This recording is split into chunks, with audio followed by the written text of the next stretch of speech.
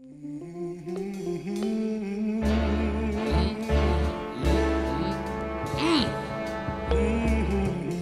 know y'all feel that, man. That's that soul of that music, y'all. Come on. See, I go by the name of Wordsmith, aka Wordsmith the Great. The one with that classical flow. Let me show you, man. Let me let him know. I'm so mellow, a fellow flowing so classic. My tactics are twisting my tongue, tracks are backwards. So, this is the window that you talk about in your music. One of them. This is one of the windows that overlooks the city. Correct. So, what is inspirational? It inspires you to write about this city and your life and everything like that. So, what is this window? What does it mean?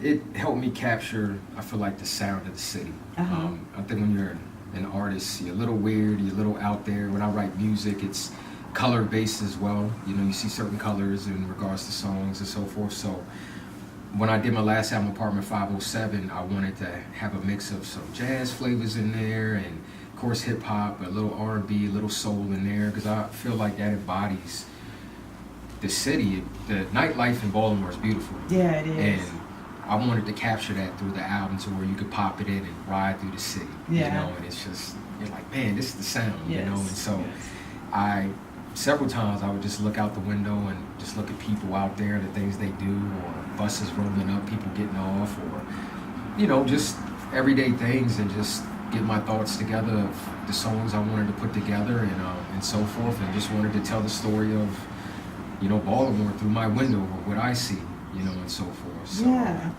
This is a nice view. This is a really, really nice view. So, Wordsmith. Wordsmith. Yeah. Where'd you come up with Wordsmith? I thought of the word blacksmith. I used it in a verse one time, and just thought of a way I put a song together, the same way a blacksmith puts iron and crafts things. That's what I do with a song, a verse, hook, and a bridge, and I stuck the word in there and became Wordsmith. What's your real name? Real name's Anthony. Anthony Parker. Parker. So what's your middle name? Frankie. Is it? I think that's your dad's name, right? It is. Oh, I'm a junior. You're a junior. Good. The architect of rhyme, and I blind you with my aura. Let it sink in your mind. I'm so great that my words divine. I'm like a hotline. Never cloning my skills, picking the beast parts. Nah, you're nothing like me. I got the trademark. Good. So we're looking at. Oh my God! Look at the sun. This is so beautiful. So we're looking at over Baltimore City. What does Baltimore mean to you? When I think of Baltimore, just very blue collar, you know, people that work hard for everything that they're trying to get in life. I think Baltimore City's a steady grind. A lot of other cities are, but I don't know, Baltimore has something special about it. I love living out here, being a part of the community, and just helping the community grow, and being one of those bright spots in the community. Yeah. So why did you move here? Because you're not originally from here. Where are you from? All over.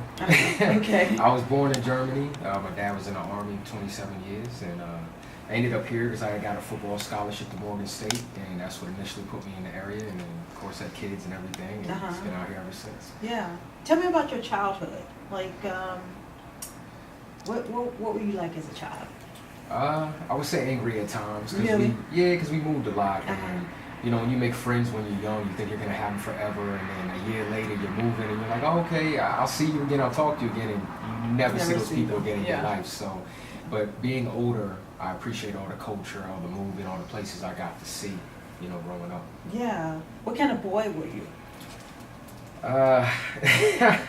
Quiet early on, and then very outgoing, very opinionated, wild at times, and I would say adventurous. You know.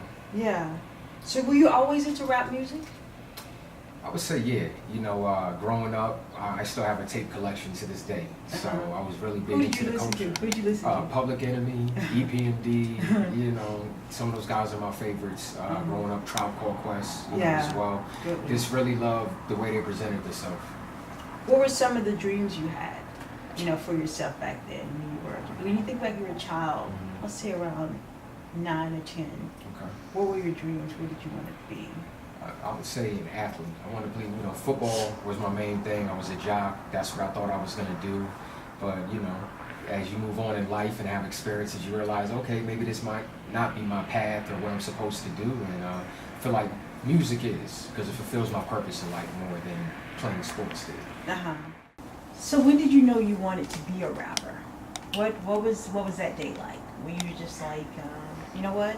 I'm gonna do this thing. I'm gonna make it happen.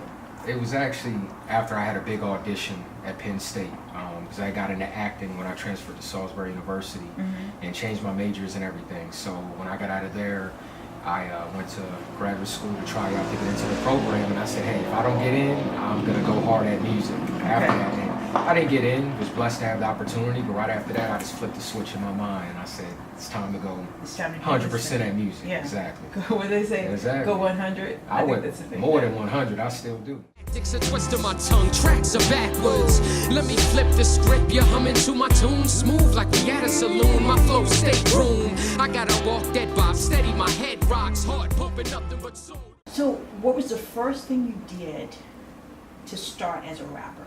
So when you said, okay, I'm gonna do this music thing, I'm not gonna sing, I'm gonna be a rapper. What was the first thing that you did? Were you just like rapping around the house? Did you write a song and then start, how did it formulate? I took a smart approach. I took a year, just researched the industry, learned how you can make money in it, learned how to copyright my music, learn what a pro society was, and open up a publishing company, open up a business. Where's the best place to open a business so you don't get hit with property tax and different things like that. So I really took the business mind and took the approach of be a student, study. Don't just go take the test, because you'll fail it if you don't, study. And that was my mind frame. So I took a year, learned the business. So when I started putting out my music, the climb wasn't as hard as what I want to say. I was able to insert myself and know kind of how to do this a little bit. Of course, I had my mistakes and my pitfalls, but I just took a very, I want to say, mature business approach to my music, where I realized not always a bad thing. A lot of musicians just dive right in and be like, here's my music, because that's what they love, that's what their passion is, but they forget there's a business. Exactly. It's a business. So stay for a while.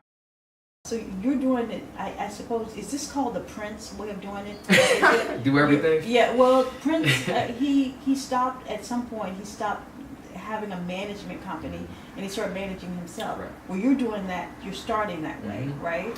Prince, he was with Warner Brothers for a long time, and he had a lot of issues with them owning his music and him not being paid fairly, and that's kind of what happens when you get with a major label, because they're almost like investors. They're investing in your career to help you become what you want, but that also costs a lot of money. Yeah. Exactly. They're putting up millions of dollars. They got to make that money back. Yeah. Whereas when you're independent, which Prince ended up becoming, it's all about you and your creative process and your passion, but you're also fronting the bill for everything. Exactly. So you have to make your own money, but you also don't have that middleman or that third or fourth or fifth person with their hand out like, hey, I helped you do this, so-and-so. I must be paid. Yeah, I must be paid. Yeah, yeah. So you took that approach. So how is that going for you? Is that, what are some of the positives or the pros and what are the cons? What have you learned in this process? Just made to make my own decisions. When you work with a major label, you got a team, and they always think they know your best interests. Sometimes they might, sometimes they won't, because you're yourself. You know what you like, you know the things that you're interested in, and they might want you to go down this path, and it's not the path that's for you. So whereas I kind of create my own future, my own path, do the type of music I want to do without sacrificing or selling out or anything of that, nature. So the thing I learned is just I'm able to stay myself, and I'm able to give opportunities to other people through my work, which they can take it and expand their career as well. What are you working on now? What? Tell me some of the songs that you've been working on right now. Well, the new project I'm working on is called Perspective Jukebox, and I call it that. I'll start with the jukebox side. Is I wanted to do up-tempo fun music that if you're chilling in a bar or restaurant, a song could come on and you can have fun with it. But the perspective side is every record has a meaning behind it, or it's a relatable message, or it's a blue-collar message. And I kind of wanted to combine the two and make conscious commercial music that's for everybody, but it's not throwaway music. Whereas, on the radio sometimes you hear a record and you're like, they're not talking about nothing, how's this on the radio? Yeah. But all music has its place. If you're in a club, you're having a good time, you don't want to listen to something that's making you think too hard. Exactly. So I wanted to kind of conquer, both worlds. So I have records on there, like I have a record called BU that's up-tempo radio record. I don't know what's the best one is. That's up to You don't have people a baby. like you. You don't have a baby. That's the best one that you listen. My favorite so far is a record called The Statement on there. The Statement. Just okay. because it's a statement record and it talks about real life and real things going on in our society today, but it still has commercial elements in it. So if you're not a person that sits there and breaks down every part of the lyrics, you can still enjoy the song. It's catchy. So just trying to bring both audience together. The ones that just like music but don't get really in depth to it, and those that are really in depth with the music and like to go deep with it and be like, oh, what did he say there? Let me rewind that. So what is, you have another part of your life other than the music. Oh, I do. Yeah. You have your son. Yes. What does your son bring to your life in your career? What does he bring to you? Well, I have two. You have two sons? I have a 12-year-old. His name is Ezekiel, and he's not my biological son. Okay. I pretty much adopted him from a prior, relationship. Okay. I don't have any legal custody of him, but he lives here with me. I take care of him from school down to clothes to turning him into a great man and a successful, gentleman in his life. And then I have my 4-year-old who's my blood. And, same with him, just being blessed to be able to raise 2 children. It's very hard, don't get me wrong. But I feel like, God chose me as the man for the job to do it. My situation is very unique. You're all into every day, wake up every day, have a goal in mind. What's the best lesson you taught your son? What's the thing that you're like, if he doesn't forget anything else, he'll remember this from me? To have purpose in his life, seek out your reason for being here. I don't just tell that to my kids, but adults as well. And you surprised how many eyes get big. Like, whoa, hold up. You just pulled my card, but it's not me pulling your card. It's just me reminding you that sometimes we go through life and forget what we're trying to go after or why we're here. And you just have someone say, hey, what are you here to do? I ain't thought about that question in a while. I know. That's hitting it hard here for me, too. See what I'm saying? So, challenge yourself every day. What am I here to do today? What am I here to do a month from now, a year from now? Where do you see yourself if I had to say you were on the peak of a mountain in your career? What does that mean for you in your career? Where would you be? On the verge of just being able to support my family strictly through my music. That's superstardom to me. Everybody can't be a superstar or be all over TV and the radio. It's great. I would love to have that, but if that's not my path, so be it. I just want to me, you've made it when you can support yourself off your dream. So when I can 100%, not have to go to my government job and do that part too, and it's strictly all my income is from, the music I'm making, I made it. I'm doing what I love. That's good. That's good. Let's talk about spiritually. Where are you? What is your center? What keeps you going?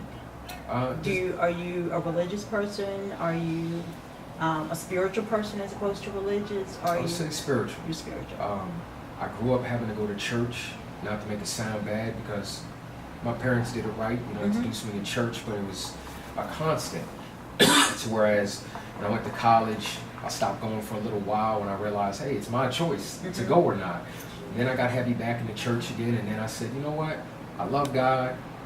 Everything I do in life is because of Him, but I don't feel like I'm the type that needs to be in church and worship with everybody. I still pray every day. Like I said, everything I do is through Him, but I don't feel like I have to have that church base to have faith. I don't feel like anyone should put me down because I'm not in church every Sunday. You know what I mean? So I would say I'm a spiritual person. In my music, you'll hear that I love Lord at times. I'm not a Christian artist, but I'm not afraid to talk about it. In a song. So again, he is my base as far as everything that I'm doing, from my music to being a father, to what I do in the community, driven by Him. Because I want to do great things in this life. I'm not here to be evil in this world or tear people down. I'm here strictly on the positive too. Yeah. Hey,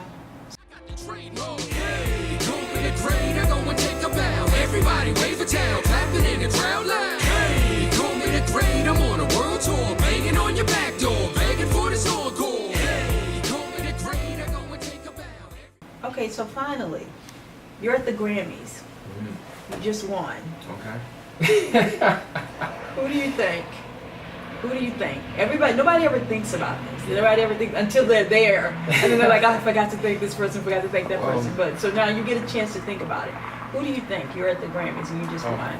If I ever got to that level and got the opportunity, who would I think? Who would you think? I've actually thought about this because I said, I don't like writing things down on paper, but Mhm. I think that'd be the one time I would, because Yeah.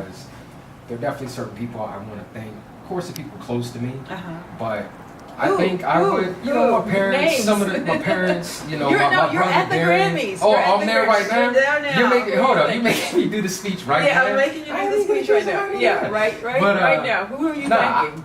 I would say, you know, definitely thank my parents, Mhm. you know, for preaching, being an individual, you know, have your own path, have your own goals.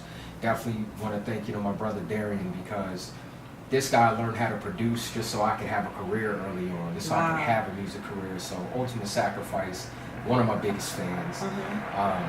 Definitely would thank my buddy Dan, because like I said, he's been around for so long and has believed in me for so long. Definitely thank my band, Rocks With Me Live, Pep, Kareem School, that take care of me at my live shows. And I would say I definitely would love to thank my kids, you know, at last, as my motivation, my heart, a big reason why I stay steadfast in this music thing, because I want them to be great men, so that one day I can be sitting in the audience somewhere, or sitting somewhere and they're being praised for their great work, you know, and so forth. And then in closing, I want to thank everybody that basically just taught me the good and bad in life, you know, because some of the people that may not be in my life anymore, I can find a positive in it, that they was in my life for a reason. And even if it was for a year, 10 years, 5 years, you helped me learn things about myself. I learned things about, you know, where I needed to go in my life, or if I needed to change direction of the path I was going. So I just want to thank the people too that aren't even in my life anymore. Know that I still have love for you, and there's no hard feelings, and thank you. Yeah, that's a good speech.